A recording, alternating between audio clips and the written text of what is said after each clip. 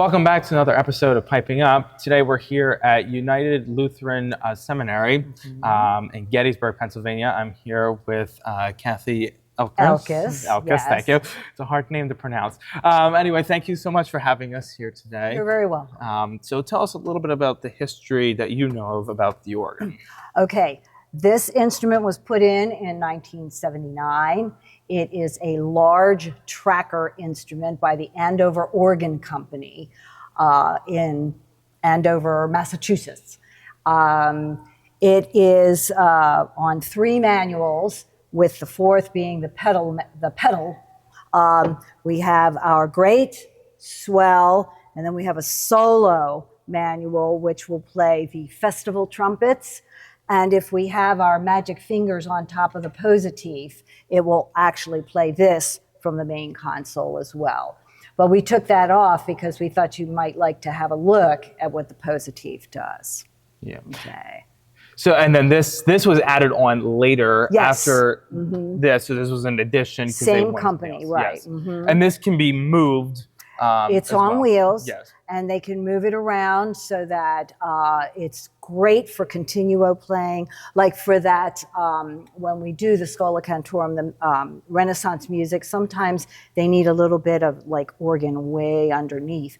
And so this can be used to accompany. It can also be used for orchestra concerts, for Baroque and well, even classical concerts. If they need a little bit of organ continuo, this is there for that, and they can put it wherever it needs to be.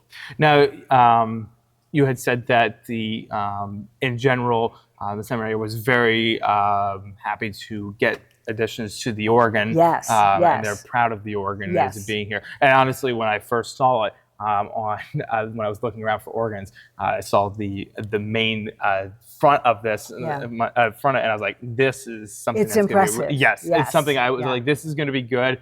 So, and I'm like I said, I'm really glad you reached out to me for that. Right, sure.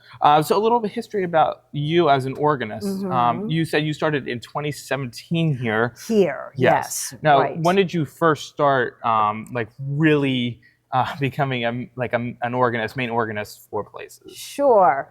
I've been doing this for a very, very long time. And your music shows that. Well, thank you. And it's very good. When I was a little girl, I used to go to church with my grandmother, and I remember just being enthralled by the sound of the organ. And I told her way back then, I said, I'm going to be doing that someday. And so I took my music lessons. I actually, in high school, started playing the organ, not studying it so much. I was a piano student, and I went and would substitute. You know, when the regular organist couldn't come, I would play then. And that was my first taste of it. I loved it.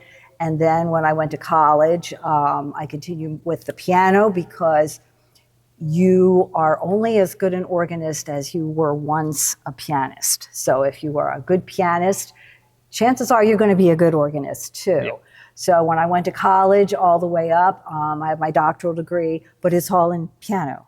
The organ I played along the way, and sure enough, it does help. The more the piano keeps you honest, it keeps your fingers strong, and it keeps them independent, so that if you're not careful when you are playing the organ, there's a tendency to run away and to let your fingers get out of control. So the piano definitely helps you with that. It keeps you in check a little bit. It does, absolutely. So, but I had my very first church job when I was working on my undergrad degree many, many years ago, when I was about maybe 19 years old was my first job. So, and I just sort of, I've been fortunate enough to play. I grew up in the Lutheran Church, so I played at the Lutheran Church. I continue to play at the Lutheran Church, and I'm lucky to be here. But I've also had the privilege of working at churches, the Methodist Church, the Disciples of Christ, the Baptist Church, and even a few times in a Roman Catholic church. I spent a few years in the Episcopal Church, which I absolutely adore. They have beautiful liturgy. So, and it's different for every different denomination and different ways of how people sing and how they interact Most with music? people I have found are about the same. Okay. If they're coming to church, it's because they want to be there. Yes. Mm-hmm. They want to sing. They want to feel like they're a part of something bigger than who they are. Mm-hmm. And so my job as their music director and their organist is to give them permission to worship in a way that makes them feel fulfilled. Mm-hmm. And so it's to sort of say, here's what we can do, and then get out of their way and let them do it. And that is a lot of fun for me. Yes. While I enjoy playing the organ and the piano, my favorite thing to do is to direct choirs. So making music with people that way is just so gratifying and rewarding. Yes. It sure is. Yes.